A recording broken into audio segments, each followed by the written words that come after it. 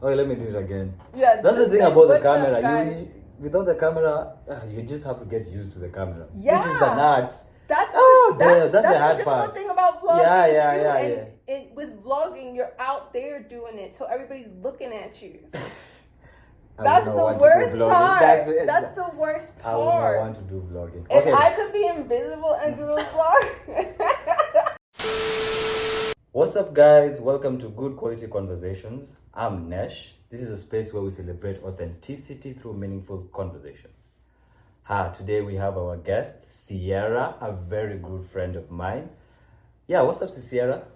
What's up? How are you doing? I'm good. How are you? I am good. I'm super excited actually about this conversation. Okay. Yeah, it's you're one person.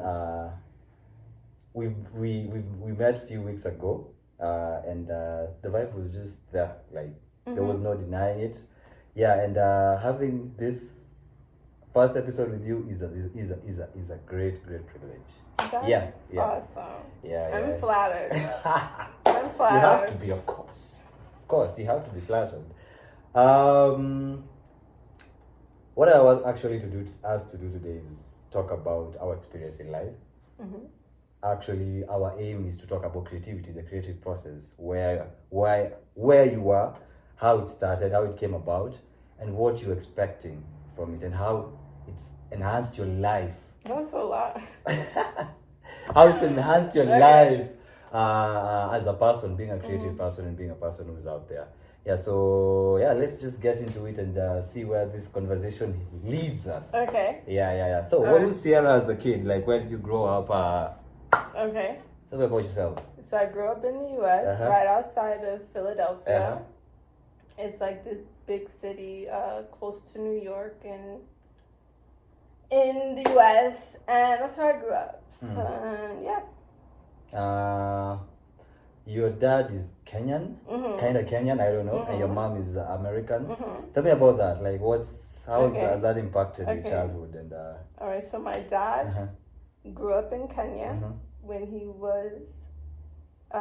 graduated out of high school, he went to the U.S. to Temple University.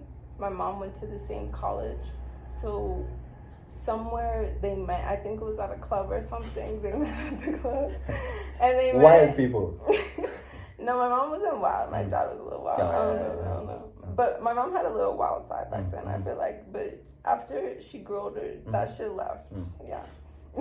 We'll get into that later. So, yeah. They got together. They were together for I don't know, like 1 or 2 years. Then they had me, and I was a total surprise. And a miracle baby. That's what they say in Kenya.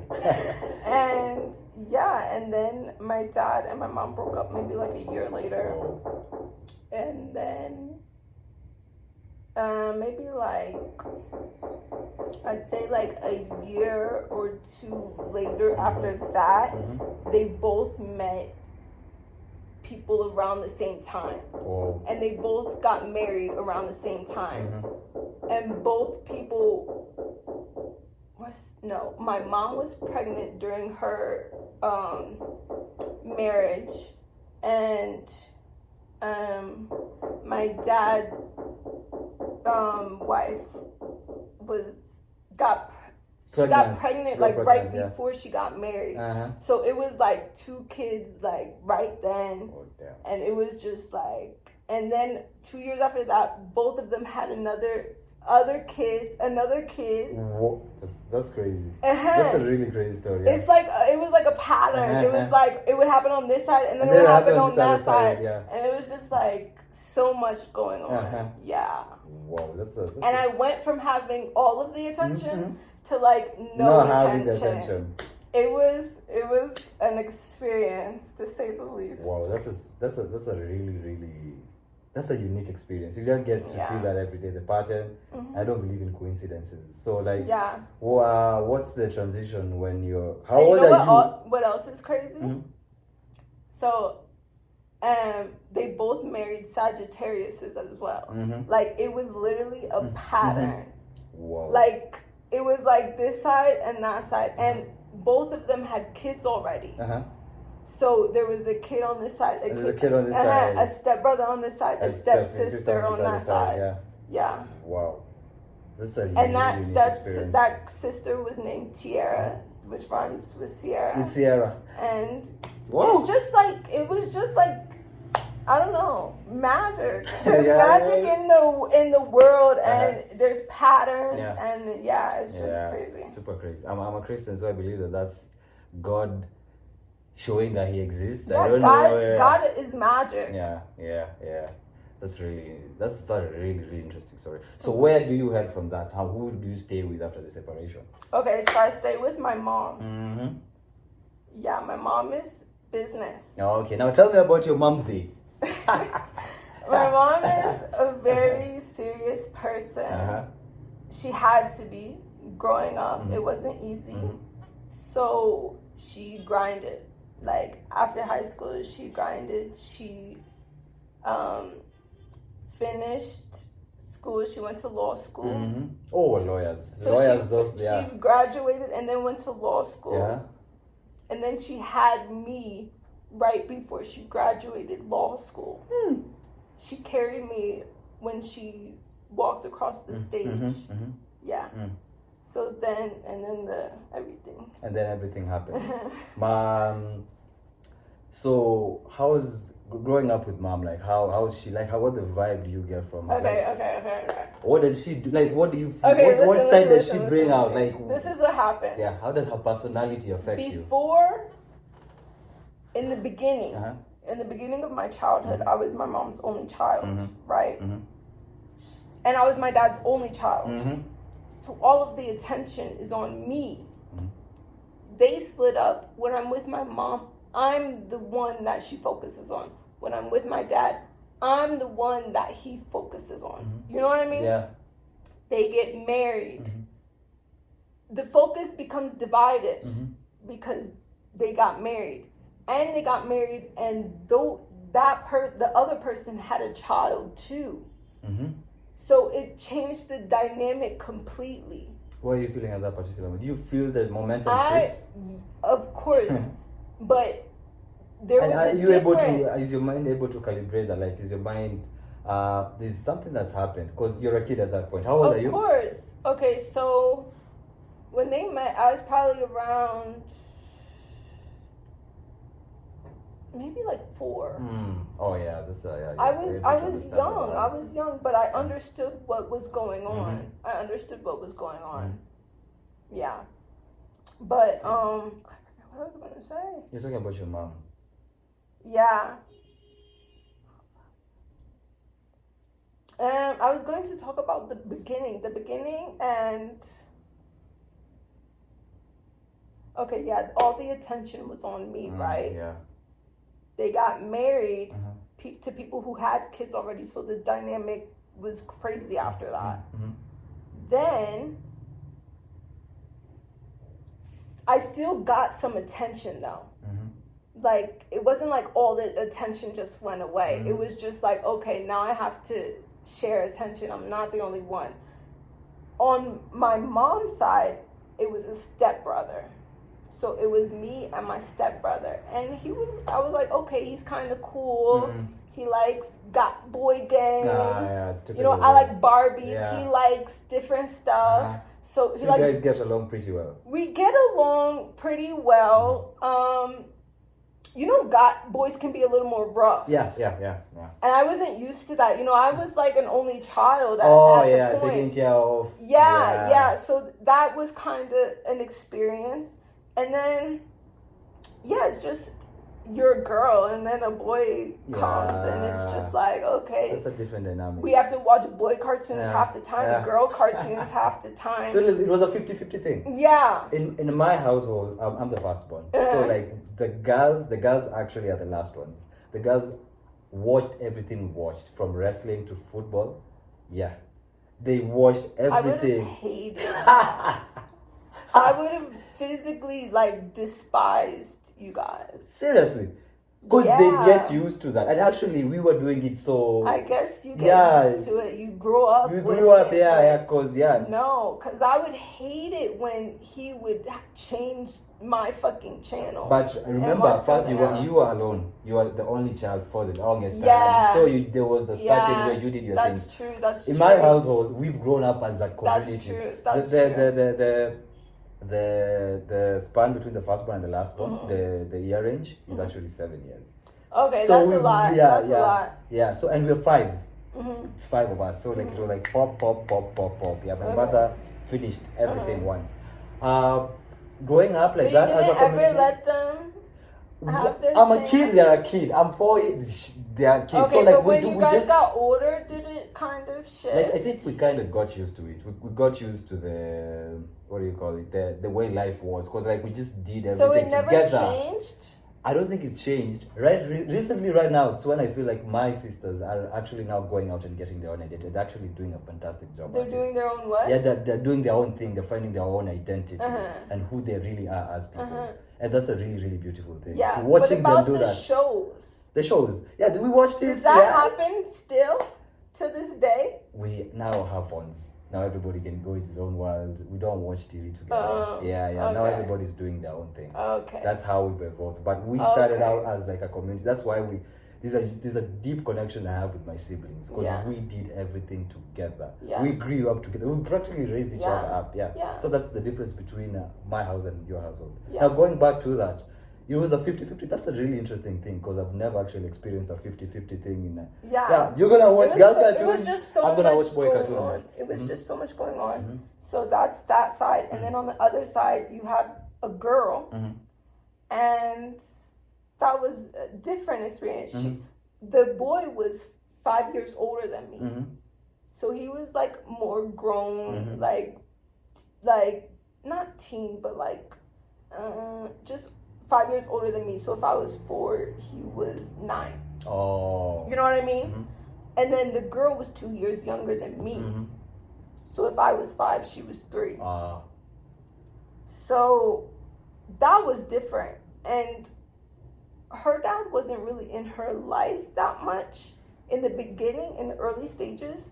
So when they got married, she would call my dad. Oh wow, that's super interesting. And how do you make you feel? And for me, I was like, what the fuck? Only kid doesn't want to share. You're such a nasty kid. Such a nasty kid. I feel like any kid, if you're going from all the attention on you, everything, and then you have to divide everything. And not only did that happen, but her mom changed everything. She was super religious, super Christian. She came in, I couldn't listen to the songs that I wanted to listen to. I couldn't watch the shows that I wanted to watch. I went from, my dad is super chill. Your dad is super cool. I've heard great things about your dad. My dad is a cool guy. So we listened to whatever we wanted to listen to. Back then, it was like Lean Back. Yeah. You know that song, Lean Back? So I used to be in the car leaning back with my dad. And then he got married and everything fucking changed. Oh, man. Everything fucking changed. That's a momentum shift. That was a major shift in my life. Whoa. Yeah. Wow. Yeah, this is now where I want to go. This is where I want this conversation to end. Now, when do you realize you're a creative?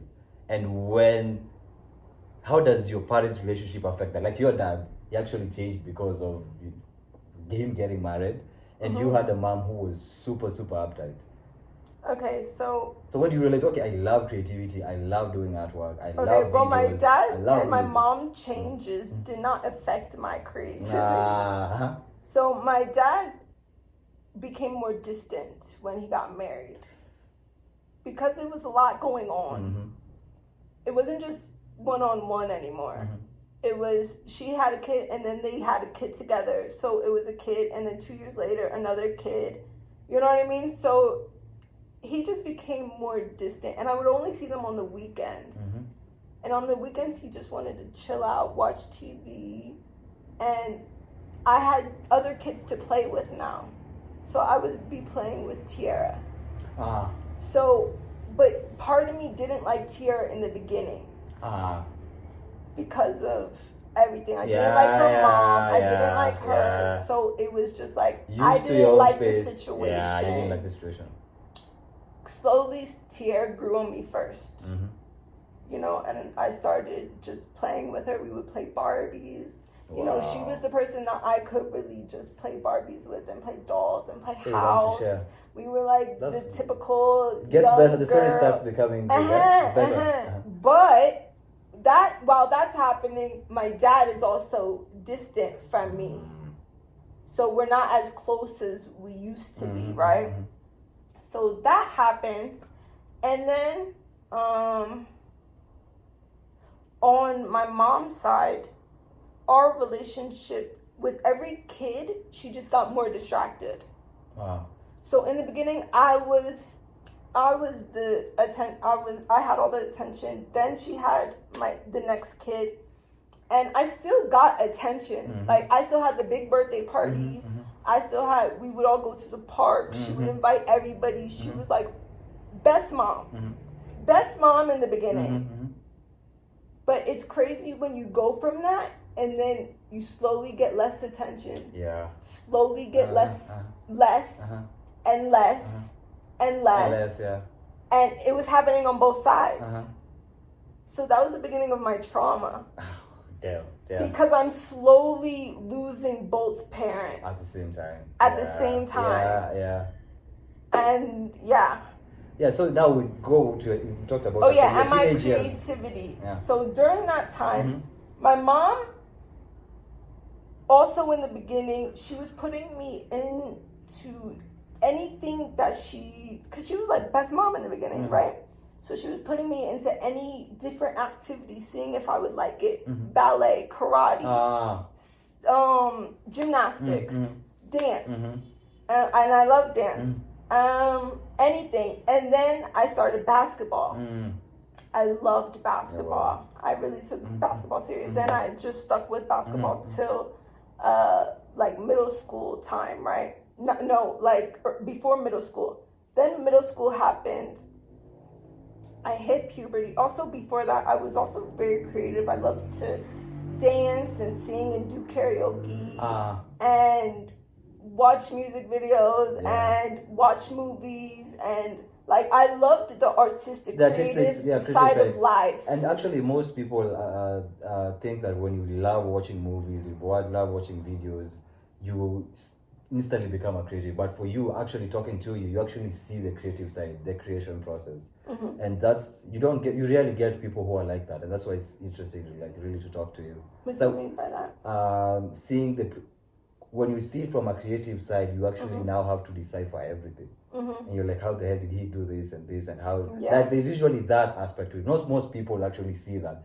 Most people look at most music videos. Like when I was younger, when you look at a music video, you just look at it. Oh, it's a good music video. Yeah. But when you start intentionally feeding your creative side, intentionally feed your creative side, you find yourself now saying, okay, now how the hell did he do that? Now it inspires you to do something. And it's so inviting. Exactly. It's so inviting. So how old are you when you start seeing that? How old are you when you start seeing the artistic side of everything, their music videos? How old are you? Okay, so I was young. I mean, I was watching music videos in my dad's room on cassettes. Oh, you know what I mean? That's crazy. That was before he got married. That was when it was just me and him, and he would be in the other room, and I would just be watching African music videos, and I loved it. You actually loved African videos. I loved watching the girls dance. Wow. Like it was just a vibe. I am a creative, but I've never actually been struck by videos the way you usually are. And it's really interesting. Like you love it. I love it. I love podcasts. I love the conversations and talking. But your side is you actually love videos. It's I love art. I love art. I've always been an artistic person. Yeah. That's a really crazy gift. Like I used to draw little outfits on paper. I used to take a page and split it into 3, and I would do designs. Clothes designs on each thing, and I would have a notebook of them, and wow, my mom doesn't even remember. Now let's go to you actually mentioned something about your mom. You reach teenage. Okay. And you and your mom are fighting constantly. Okay, so this is what happens in the beginning. First, before I hit puberty, it was chill, right? Me and my brother, we were doing our chores. The more and more kids, the more and more work we had to do, me and my brother, right? Yeah. So we had chores. We had to sort socks, wash socks. The socks was the worst. You don't even know how many socks our family fucking had. Bins and bins and bins of socks. And we would have to match them with the other socks. And every sock was different. And we would just be there and we would just be sorting socks. And one day, my brother just got fed up. He finally broke. First of all, he's a teenager. At this point, I'm probably like 10, 11. So he's 15. He's a teenager. So he's already in his rebel stage. Because they're so controlling. And if you're a controlling parent, the child is naturally going to want to rebel. For sure. Especially because we come from a dysfunctional upbringing. So everything was just stress. Everything was stress. So what do regular teenagers do? They get into marijuana. They get into, typical boys. Cigarette once or twice, sometimes. You know what I mean? So his identity becomes the boys. So he started getting in trouble though. At school, he got in trouble for something. They found something. I think them two, my stepdad and my mom, found some weed or something. I don't remember. But my mom would talk to me like weed was the worst thing in the world. In my head, I thought it was the worst thing in the world. So in the US, we have this program in intermediate school. It's called DARE, and it's a drug thing where the police come to the school and talk to you about drugs and tell you how bad it was. Yeah, we had a thing in Kenya too. And one time we had to do this like essay, and I won the award for the drug essay that is like no drugs, and it's so funny. So then my mom was telling me like drugs are bad. So I was kind of like, he's kind of crazy, you know what I mean? Like in the beginning, right? But I loved him. He was my brother. And then one day he just gets fed up. Damn. And he's like, Cierra, I'm about to leave. And I'm like, wants to go moose. I'm like, where you gonna go? He's like, I'm just going. I'm tired of this. I'm tired of just, the house was. He was just like, I'm tired of this, right? And so, he was a little bit of a troublemaker. I'm not going to lie, but he was a regular teenager. And most boys would go through that. Real shit. Normal boys, you want your boys to go through that. You want to. Like if he's just a nice guy who's doing everything right. As I'm growing older, that's gonna be more of a red flag to me. Because normal boys would want to go out and have adventure. That's the manly instinct. So that's what was happening. It was like they just wanted to control us. But my brother, he left, and he like packed a bag or something, and I just watched him like pack a bag, and he went out the back door. He just fucking left. And I remember you saw everything happen in real time. I remember him walking up the hill. We had a hill in the back of the house. And I just remember watching him get tinier and tinier. And so I couldn't see him anymore. And so then that's crazy. So then I turn around and I go back into the house, and I go see what my mom and my stepdad are doing, and I'm like, I wait for a couple minutes, right? I give them some time, and I'm like, where's Trent? You didn't take it seriously. You never took it seriously. No, like I did take it serious, but at the same time, I wanted them to start looking for him. You know what I mean? I didn't want him to go. Yeah. I didn't want him to. Because you actually built that connection. Yeah, we had built that conversation over not that conversation, that connection over the years. So at that point, we were like cool as shit. Like that was my homie. So once that happened, it was like fuck, and they didn't go after him. They didn't go after him. They never looked. They never searched. They did. They found out, and he went back to his mom's house. But I'm sure they reached out, but he never came back. Oh, damn. He never came back, and that broke me. Damn. That broke me. And then maybe like a year later, my dad moved states away. And then that broke me. Damn. And then at the same time, my mom is obsessed with work. Yeah, you're the workaholic mom. My mom and my stepdad, they're just work. You guys should be appreciative. Guys should just be appreciative. As I grew older, I realized that was them running away from something too. Yeah. Yeah, because you can't be full work all the time. Yeah. You have to chill and sit back and have a part of your mind is part of your mind is gone. Yeah. So what's happening at this particular point? So they're just work. So at that point, this is once I hit puberty. This is after I hit puberty. So like everything was just like, I mean, you see a new world when you're at that age, 13, 14. Yeah. You're learning about the world in a different way. For sure. You're seeing hormones in your body. Everything is changing. You're seeing the world in a whole new perspective. Yeah. So I just wanted to explore. I just wanted to fucking explore. Because my mom was so, she was just trying to control. So instead of exploring and her and me having a relationship, which is what I want for my future children, I had to sneak, and I didn't have that relationship with my mom that I wanted to have. Yeah. Like deep down, I craved that. I craved that, but I was just like, and I feel like when you're at that age, well, not at that age, because everybody wants this, no matter what age, but you want love. Everybody wants love. Everyone wants to love and to be loved. And if it's not happening at home, you're going to go outside to search for it.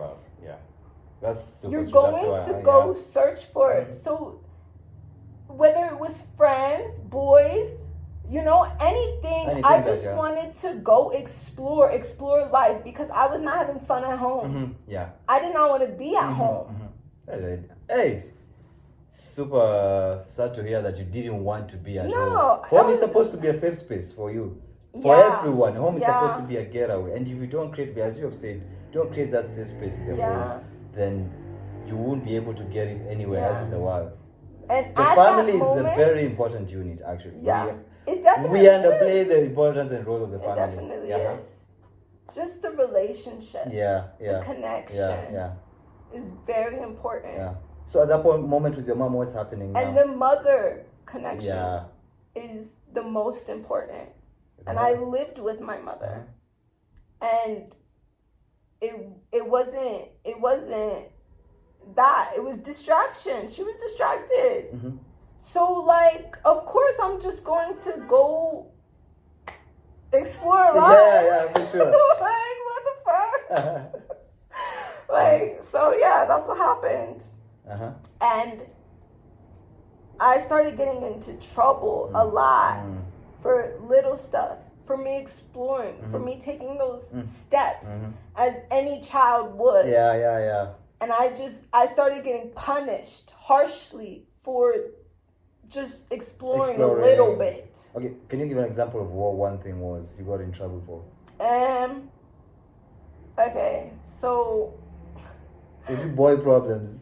No, it was like I was exploring sex, I was exploring porn, And instead of just talking to me like about sex, because I don't know what I'm you're going a kid from at that not point, knowing to knowing what sex yeah. is, and Whoa. I'm having hormones. Yeah. I don't know what these feelings are. Yeah. So like, and instead of talking to me about life and about what happens with everything, they punish you. And she was your mom religious? No, she wasn't religious. She's just controlling. Oh, she's just controlling. It wasn't from a because most parents do that from a religious perspective. Yeah. I come from a Christian home, but I never actually had that. She comes from a very crazy conservative. It's a conservative. Not space. Conservative. It was just crazy. So I guess she just wanted to have structure. Oh, to have structure. Oh, it was chaos every time. Now she wants just control and everything controlled. So instead of talking to me, and she would go onto my computer, put programs that disconnected me from certain websites, and that was the beginning. She would see conversations that I was writing to people because my stepdad had that computer background. Like, he's a computer programmer. So he went into my laptop and did all this stuff. So she was able to see everything in your privacy. In my privacy. Yeah. And so that's super controlling. For sure, yeah. So rebellion just went crazy. Damn. It went insane. Damn. That's super, you don't know, super like crazy. I've been to therapy. She sent me to therapy. She oh my God. The police have oh my God. Yeah. It's super crazy. I thought we had controlling parents over here in Kenya, but that's no. I got because you guys, the difference we have in our culture is like we don't have so much resources. We don't have that's a different type of control. We don't have resources over here, so they try to control us from a different perspective. But you guys had the money. She had the resources to be able to actually see what you were texting in your phone, so you can see how she's able to do that to try to track everything down and try to control every little aspect of your life rather than talking to you. So what do you do that? Like, when you go on that crazy rampage, what makes you now come back and be like, okay, now I can be like super, super crazy? Because right now I feel like, yes, you are creative, you're kind of explorative, but right now it's very, I don't want to call it structured, but it's very sane. Chill. It's very chill, Okay, so I went through a chapter of during 14 that I didn't give a fuck. I remember. That's my I don't give a fuck phase. The I don't give a fuck phase, exactly. And it was just I don't know. It was just everything going out and doing everything. Energizer Bunny. I don't know if you know Energizer Bunny, but that's what it was. So after a while. I also at that stage, so I didn't mention that after my dad moved away, I moved schools. My mom moved me out of my school that I grew up in. And then she moved you to moved me to a completely different school where I did not know anybody. Damn. And this is when I was 13, around that age.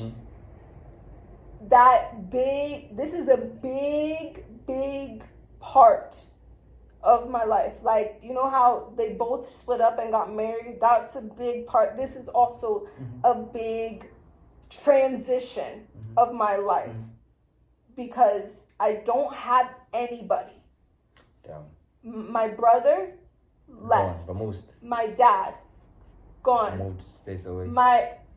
And the crazy thing is, I became best friends with somebody that lived down the street from me the summer before I moved. Whoa.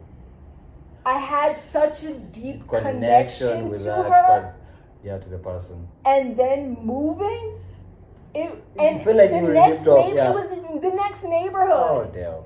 It was the next neighborhood. My mom wanted to move because of school, because she heard this school was better than this school. Structured people, So she wanted to move to this school, better which grades. Is 5 minutes away. Yeah, it's a better school. She's gonna become a better worker for the world.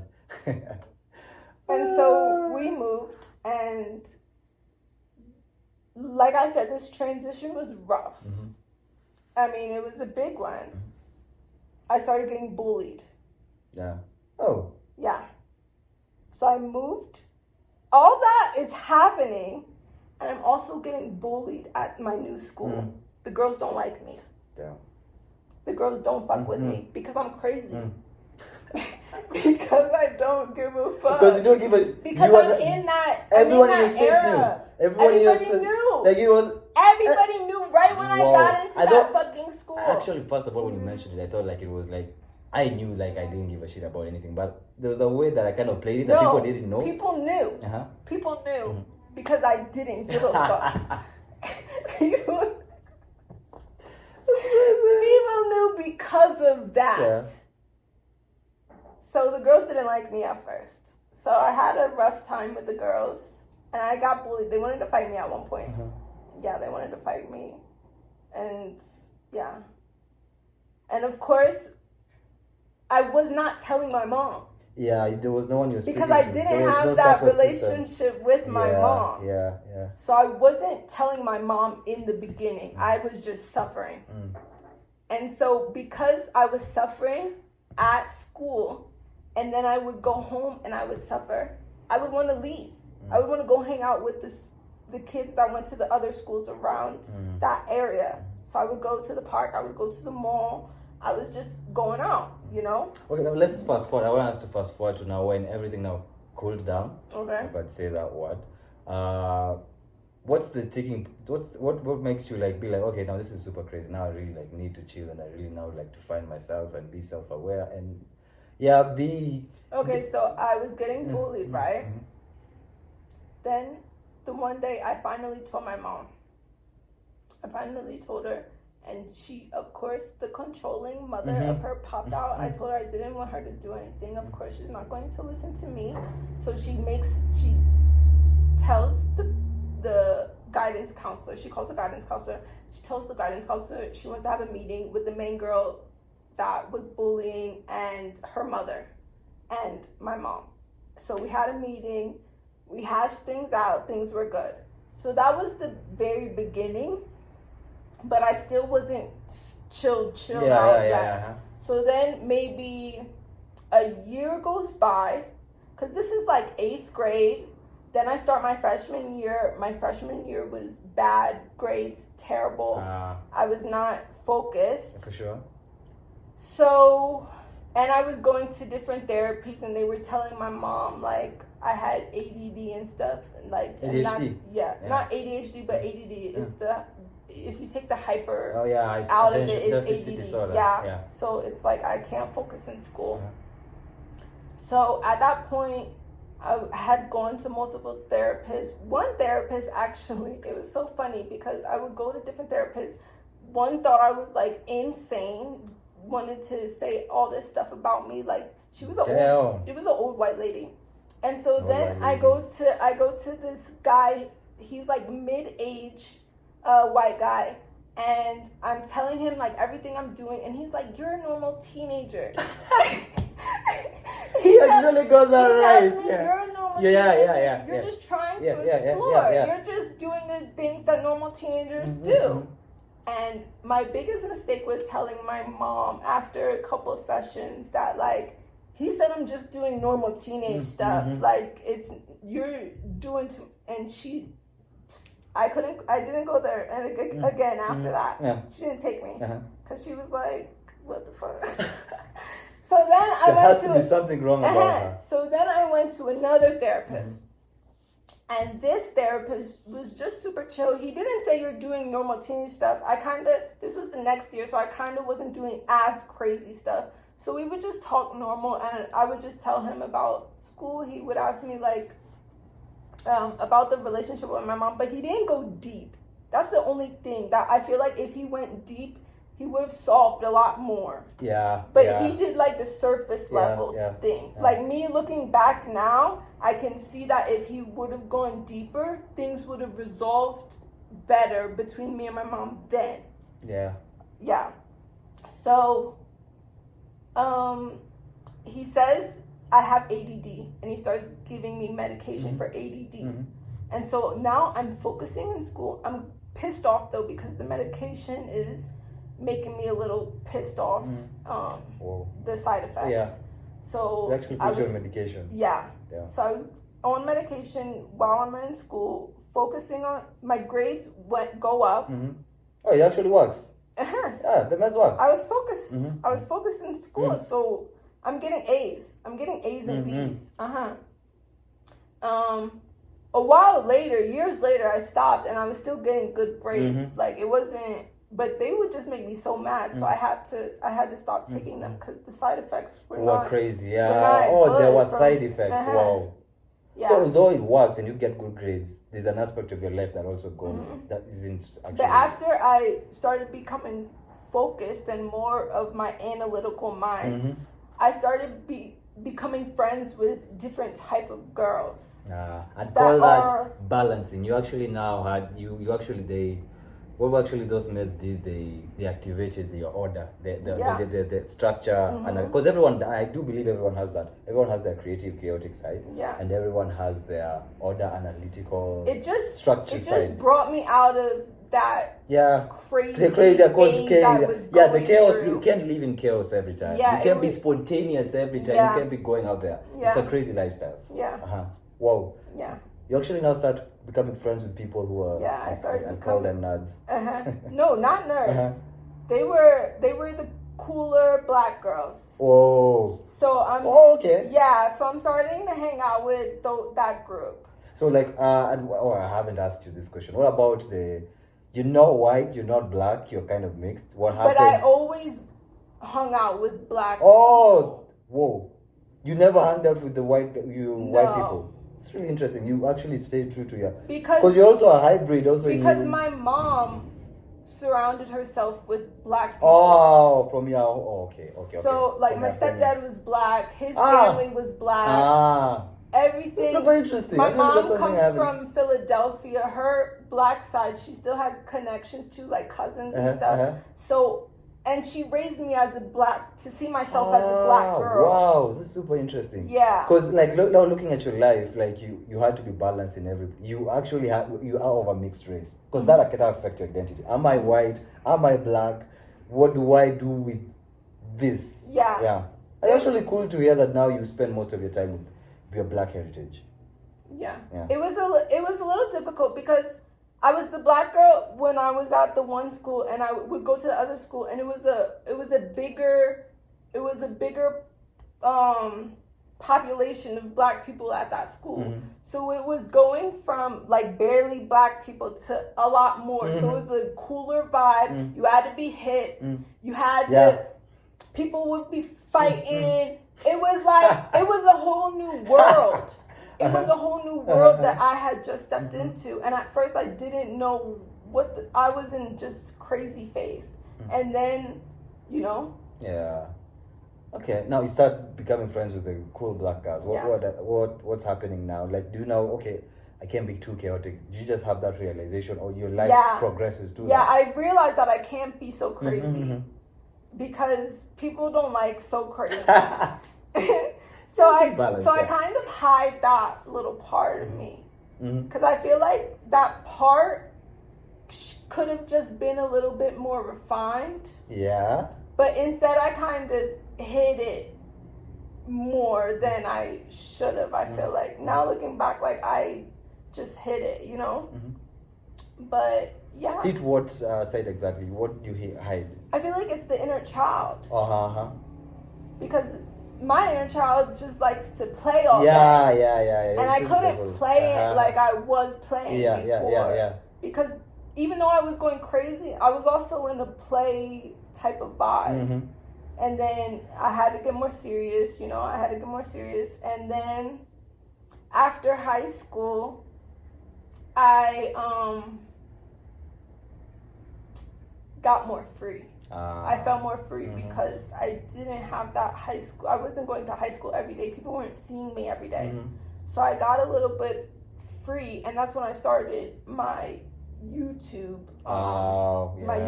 Because I tried it. Okay, so I tried YouTube like while I was in high school. and I put a video up, and I didn't send it to anybody, but like my mom knew that I went by the name Cierra Mist, right? Wow. So she would look up stuff because she's, you know, she's that mom. So she found it, and she liked it, but she laughed at it. Mm-hmm. Like, you know, she's very critical. Her mind is very Oh critical. yeah. So she kind of, it didn't make me feel good inside. Yeah. Because right now thinking about that, whenever you're too critical, you're too analytical, you're afraid to go out there. The creative side wants you to go out there. It wants you to make a fool of yourself of some sort. You have to do a video that's cringy and become better and better at it. And when most of the day you're focused on just being critical and analytical, and this is how things go. This is how structures work. It won't work for you because you're so used to, you can't get out of that side, and you can't encourage the inner child that you are trying to. She couldn't encourage the inner child that you were trying to propagate. That's the term I'm looking for. And then I went to school, and I showed one of the cool black girls that I was friends with, and she laughed at it too.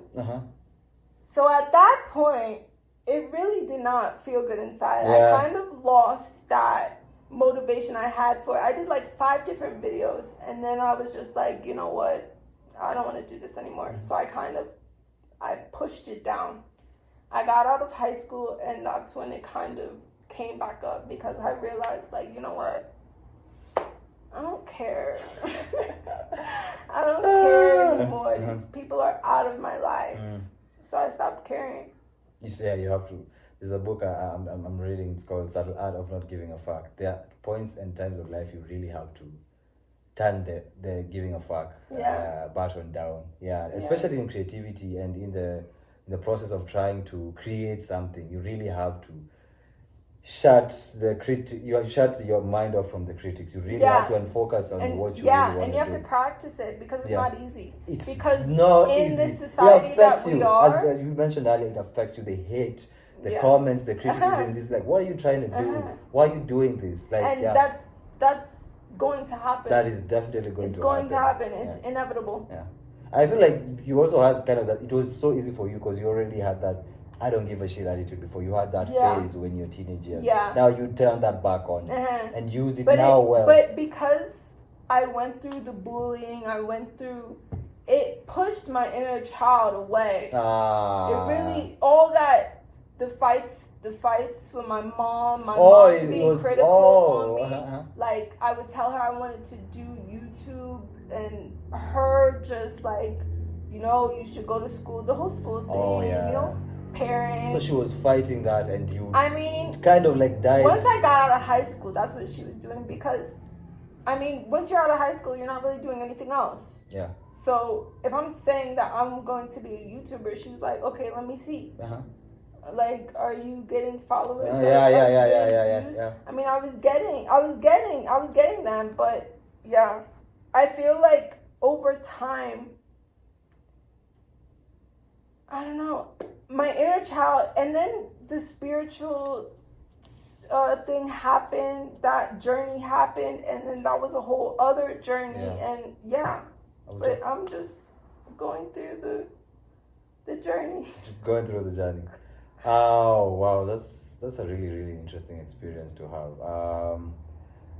Guys, hopefully you've enjoyed. We definitely have a part 2 as we continue with Cierra's journey of trying to identify who she is and her reaching the place where she has. It was fun. It was a blast. I loved doing this. This was super awesome. I should have done this earlier.